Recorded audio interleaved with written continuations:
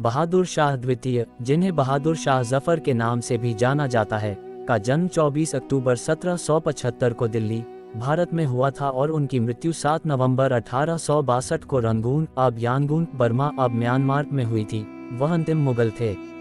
भारत के सम्राट, शासनकाल 1837-57।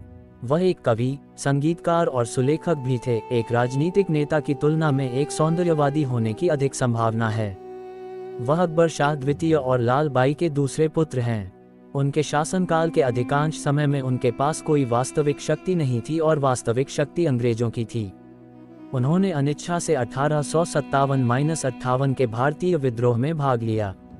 विद्रोह के दौरान मेरठ शहर के विद्रोहियों ने दिल्ली पर कब्जा कर लिया और बहादुर शाह को विद्रोह का नामात्र नेतृत्व लेने के लिए मजबूर किया। फिर सितंबर 1857 में दिल्ली पर कब्जा करने के बाद ब्रिटिश सेना ने उन्हें गिरफ्तार कर लिया। उन पर मुकदमा चलाया गया और उन्हें उनके परिवार सहित बर्मा, म्यांमार निर्वासित कर दिया गया। मुकदमा 27 जनवरी 1858 की सुबह 11 बजे शुरू हुआ।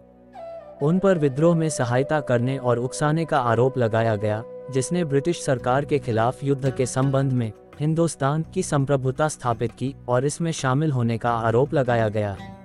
ईसाइयों की हत्या। परीक्षण प्रतिलेखों में बहादुर शाह को दिल्ली के पूर्व राजा के रूप में संदर्भित किया गया है। ये मुकदमा उनके स्थान लाल किले पर हुआ, जहां उन्हें बंदी बना लिया गया और 21 दिनों तक चला।